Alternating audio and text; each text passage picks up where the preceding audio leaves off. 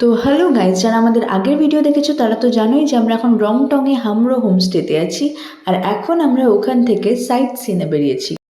তো আমরা রেডি হয়ে গাড়িতে উঠে গেছি। রাখেন গাড়ির চাবিটা। হ্যাঁ রাখছি। চাবিটা রাখো। শিবখোলায় যাওয়ার জন্য।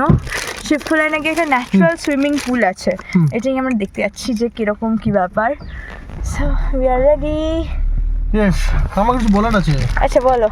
শুধু ওই ন্যাচারাল সুইমিং পুলের চক্করে হ্যাঁ আমার 4-5 হাজার টাকা এক্সট্রা খরচা হয়ে গেছে। তাহলে এখানে হোটেল নিতে হয়েছে, থাকতে হচ্ছে। তাহলে কালকে আমি ট্রেন ধরে চলে যেতে পারতাম। হ্যাঁ ঠিক আছে, সব জায়গায় তো শুধু একটা একটা জায়গা দেখার জন্যই খরচা হয়েছে না। চুপ করে থাকো। কীরকম রসকসহীন একটা লোক। আমি তো এখন মানে একদম রেডি ন্যাচারাল সুইমিং পুলে ঝাপাঝাপি করার জন্য। সাইট সিনের রুটে আমাদের সারথি ওয়াংচুক দাজুর নাম্বারটা স্ক্রিনে দেওয়া আছে। ওনার নম্বর আমি অংডেন দাজুর থেকেই পেয়েছি। বাকি যাত্রার খরচপাতি সবই ডিসকাস করব, কিন্তু বলতে বলতেই পৌঁছে গেছি আমাদের প্রথম ডেস্টিনেশন শিবখোলা শিব মন্দিরে। বলা হয় এই মন্দিরটি নাকি 175 বছরেরও বেশি পুরনো। এই মন্দির চত্বরের পাশ দিয়েই বয়ে চলেছে 3টি পবিত্র পাহাড়ি নদী, শিবখোলা নদী, চিপাইখোলা ও মহানন্দা নদী, যার মিলনস্থল ভক্তদের মনে বিশেষ ধর্মীয় ভাবাবেগ তৈরি করে। স্থানীয় মানুষের বিশ্বাস অনুযায়ী এই পাহাড়ি নদীর তীরে অবস্থিত শিবলিঙ্গ ও মন্দিরটি স্বয়ং দেবাদিদেবের কৃপায় বা তার দ্বারাই মহিমান্বিত। বহু বছর ধরে এখানে অলৌকিক পরিবেশ বজায় রয়েছে বলে ভক্তদের ধারণা।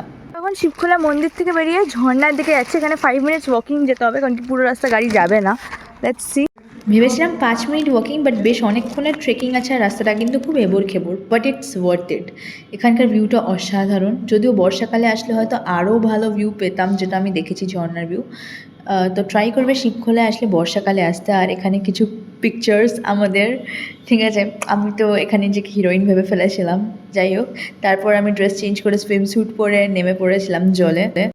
ঝর্ণায় চান করে কাঁপতে কাঁপতে এসে আবার ওয়াংচুক দাজুর গাড়িতে বসলাম আর চললাম হোমস্টের উদ্দেশ্যে। ওখানে গিয়ে আমরা লাঞ্চ করে রেডি হয়ে বেরিয়ে পড়বো বাড়ি ফেরার পথে। হোমস্টেতে ঢুকেই চলে এসেছে আমাদের লাঞ্চ। খেয়ে দিয়ে বেরোচ্ছি আমরা। ফাইনালি আমাদের ট্রিপ অলমোস্ট ওভার। তো আমরা আজকে রংটং থেকে বেরিয়ে যাচ্ছি। আমরা এখন ট্রেন ধরবো। আমরা এনজিপি যাচ্ছি। তো কেমন কাটলো তোমার ট্রিপ? খুব ভালো ছিল। ডিটেলস ধীরে ধীরে মানে আসবো, বলবো আর প্রত্যেকটা দিন কেমন কেমন ছিল। ট্রিপটা তো মানে আমার ওয়াইফ প্ল্যান করেছে।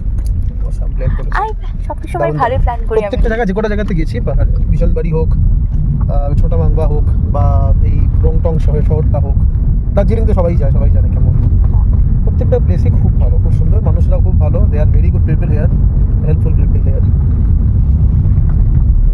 রাইট, আমারও জায়গাগুলো খুব ভালো লাগে। আমিও এক্সপ্লোরই করেছি অ্যাকচুয়ালি।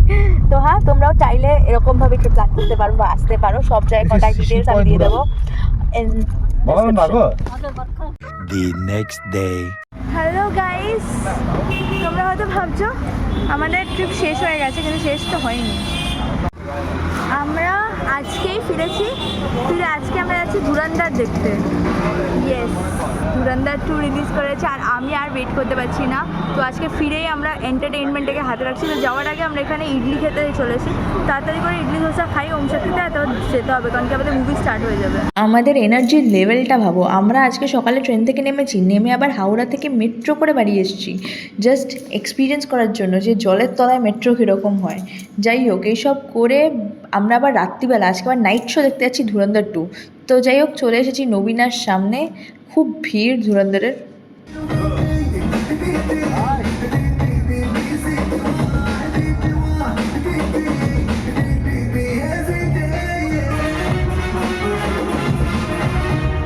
ধুরন্ধর 2 এর রিভিউ দিচ্ছি না, বিকজ এতদিনে তোমাদের সবার দেখা হয়ে গেছে, কারণ কি ওটা ওটিটিতেও চলে এসছে।